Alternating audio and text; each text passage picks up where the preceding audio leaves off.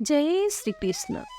नमस्कार दोस्तों, आज हम श्रीमद् भागवत महापुराण का प्रथम स्कंद का 14वां अध्याय पढ़ेंगे। अथ चतुर्दशो अध्याय। अपशकुन देखकर महाराज युधिष्ठिर का शंका करना और अर्जुन का द्वारिका से लौटना। सूची कहते हैं, सोजत से मिलने और पुण्य श्लोक भगवान श्री कृष्ण अब क्या करना चाहते हैं ये जानने के लिए अर्जुन द्वारिका गए हुए थे। कई महीने बीत जाने पर भी अर्जुन वहां से लौटकर नहीं आए। धर्मराज युधिष्ठिर को बड़े भयंकर अपशकुन दिखने लगे। उन्होंने देखा काल की गति बड़ी विकट हो गई है। जिस समय जो ऋतु होनी चाहिए उस समय वह नहीं होती और उनकी क्रियाएं भी उल्टी होती हैं। लोग बड़े क्रोधी, लोभी और असत्य परायण हो गए हैं। अपने जीवन निर्वाह के लिए लोग पाप पुण्य व्यापार करने लगे हैं। सारा व्यवहार कपट से भरा हुआ होता है। यहाँ तक कि मित्रता में भी छल मिल रहा है। पिता माता, सगे संबंधी, भाई और पति पत्नी में भी झगड़ा टटा रहने लगा है। कलिकाल के आ जाने से लोगों का स्वभाव ही लोभ, दंभ आदि अधर्म से अभिभूत हो गया है और प्रकृति में भी अत्यंत अरिष्ट सूचक अपशकुन होने लगा है। यह सब देखकर युधिष्ठिर ने अपने छोटे भाई भीमसेन से कहा।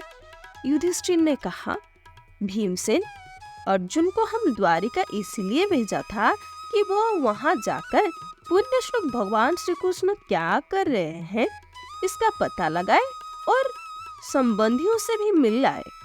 तब से 7 महीने बीत गए, किंतु तुम्हारे छोटे भाई अब तक नहीं लौटे हैं। मैं ठीक ठीक यह नहीं समझ पा रहा हूँ कि उनके ना आने का क्या कारण है। कहीं देवर्षि नारद के द्वारा बतलाया हुआ वह समय तो नहीं आ पहुँचा है जिसमें भगवान श्री कृष्ण अपने लीला विग्रह का संवरण करना चाहते हैं। उन्हीं भगवान की कृपा से हमें यह संपत्ति, राज्य, स्त्री, प्राण, कुल, संतान, शत्रुओं पर विजय और स्वर्गादि लोगों का अधिकार प्राप्त हुआ है। भीमसेन, तुम तो मनुष्य में व्याघ्र के समान बलवान हो। देखो तो सही, आकाश में उल्कापात आदि, पृथ्वी में भूकंप आदि और शरीर में रोग आदि कितने भयंकर अपशकुन हो रहे हैं। इनसे इस बात की सूचना मिलती है कि शीघ्र ही हमारी बुद्धि को मोहों में डालने वाला कोई उत्पात होने वाला है। देखो, ये सियारिन उदय होते हुए सूर्य की ओर मुख करके रो रही है और उसके मुंह से तो आग भी निकल रही है। ये कुत्ता बिल्कुल निर्भय से होकर मेरी ओर देखकर चिल्ला रहा है। भीमसेन, गो आदि अच्छे पशु मुझे अपने बाएं करके जाते हैं और गधे आदि बुरे पशु मुझे अपने दाहिने कर देते हैं। मेरे घोड़े आदि वाहन मुझे रोते हुए दिखाई देते हैं। ये मृत्यु का दूत पेड़ुखी, उल्लू और उसका प्रतिपक्षी कौवा रात को अपने कन कठोर शब्द से मेरे मन को कंपाते हुए विश्व को सुना कर देना चाहते हैं। दिशाएं धुंधली हो गई है। सूर्य और चंद्रमा के चारों ओर बार बार मंडल बैठते हैं। यह पृथ्वी पहाड़ों के साथ कांप उठती है। बादल बड़े जोर जोर से गरजते हैं और जहां तहां बिजली भी गिराती रहती है। शरीर को छेदने वाली एवं धूली वर्षों से अंधकार फैलाने वाली आंधी चलने लगी है। बादल बड़ा डरावना दृश्य उपस्थित करके सब और खून बरसाते हैं। देखो, सूर्य की प्रभा मंद पड़ गई है। आकाश में ग्रह परस्पर टकराया करते हैं। भूतों की घनी भीड़ में पृथ्वी एवं अंतरिक्ष में आग भी लगी हुई है। नदी, नद, तालाब और लोगों के मन क्षुब्ध हो रहे हैं। घी से आग नहीं जलती। ये भयंकर काल न जाने क्या करेगा। बछड़े दूध नहीं पीते, गाय दोहने से नहीं देते। गौशाला में गोए आंसू बहा बहा कर रो रहे हैं। वेल भी उदास हो रहे हैं। देवताओं की मूर्तियां रो सी रही हैं। उनमें से पसीना चूने लगता है और वे हिलती डुलती भी हैं। भाई, ये देश, गांव, शहर, बगीचे खाने और आश्रम श्रीहीन और आनंद रहित हो गए हैं। पता नहीं ये हमारे किस दुख की सूचना दे रहे हैं। इन बड़े बड़े उत्पाद को देखकर मैं तो ऐसा समझता हूँ कि निश्चय ही ये भाग्यहीन भूमि भगवान के उन चरण कमल से, जिनका सौंदर्य तथा जिनके ध्वजा वज्र अंकुश आदि विलक्षण चिन्ह और किसी में भी कहीं भी नहीं है, रहित हो गया है। सोनक जी, राजा युधिष्ठिर इन भयंकर उत्पात को देखकर मन ही मन चिंतित हो रहे थे कि द्वारिका से लौटकर अर्जुन आए। युधिष्ठिर ने देखा अर्जुन इतने आतुर हो रहे हैं जितने पहले कभी नहीं देखे गए थे।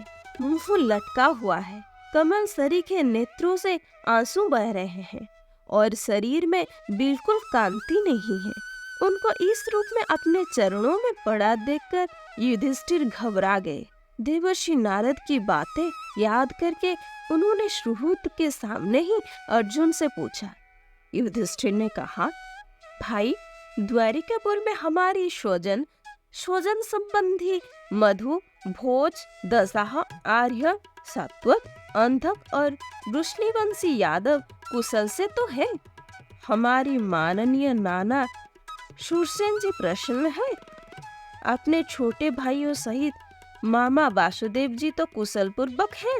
उनकी पत्नियां हमारी मामी देवकी आदि सातों बहनें अपने पुत्र और बहुओं के साथ आनंद से तो है ना। जिनका पुत्र कंस बड़ा दुष्ट था, वे राजा उग्रसेन अपने छोटे भाई देवक के साथ जीवित तो है ना। रुदिक, उनके पुत्र कृतवर्मा, अक्रूर, जयंत, गद, सारण तथा शत्रुजित आदि यादवीर कुशल तो है ना।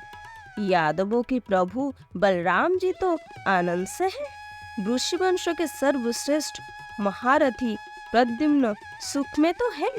युद्ध में बड़े फुर्ती दिखाने वाले भगवान अनिरुद्ध आनंद से है ना। सुसेन, चारुदेशन, जाम्बवती नंदन सांब और अपने पुत्रों के सहित वृषभ आदि भगवान श्री कृष्ण के अन्य सब पुत्र भी प्रसन्न है ना।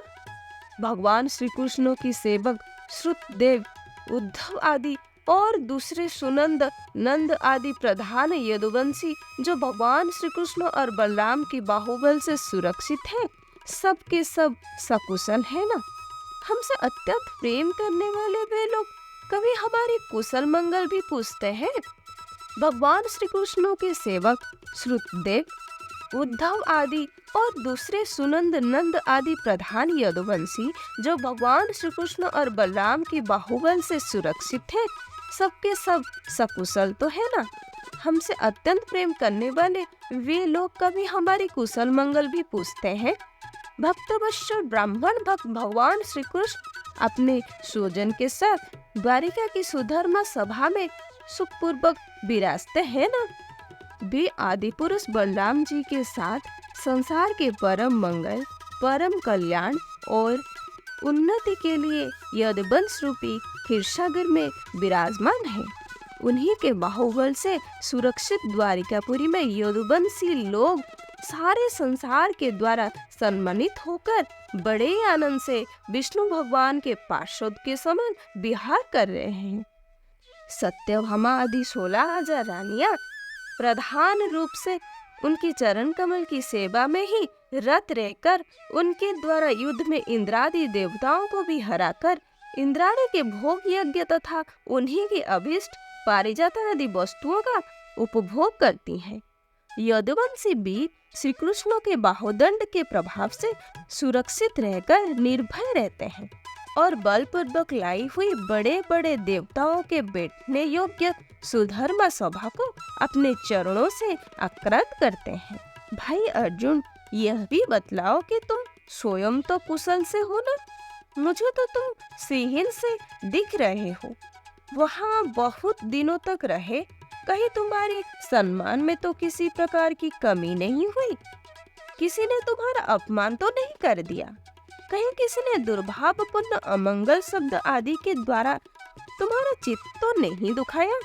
अथवा किसी आशा से तुम्हारे पास आए हुए याचकों को उनकी मांगी हुई वस्तु अथवा अपनी ओर से कुछ देने की प्रतिज्ञा करके भी तुम नहीं दे सके। तुम सदा शरणागत की रक्षा करते आए हो।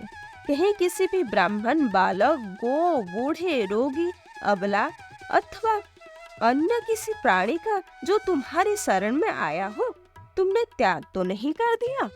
कहीं तुमने अगम्य स्त्री से समागम तो नहीं किया, अथवा गमन करने योग्य स्त्री के साथ असत्कार पूर्वक समागम तो नहीं किया। कहीं मार्ग में अपने से छोटे अथवा बराबर वाले से हार तो नहीं गए, अथवा भोजन कराने योग्य बालक और बूढ़ा को छोड़कर तुमने अकेले तो भोजन नहीं कर लिया। मेरा विश्वास है कि तुमने ऐसा कोई निंदित काम तो नहीं किया होगा जो तुम्हारी योग्य नहीं हो ना हो। अपने परम प्रियतम अभिन्न हृदय परम सुहृद भगवान श्री कृष्ण से तुम रहित हो गए हो, उसी से अपने को शून्य मान रहे हो। इसके सिवा दूसरा कोई कारण नहीं हो सकता जिससे तुमको इतनी मानसिक पीड़ा देता हो। इति श्रीमद्भागवते महापुराणे परमहंस संहितायां प्रथम स्कंदे युधिष्ठिरो वितर्क नाम 14 अध्यायः। जय श्री कृष्ण।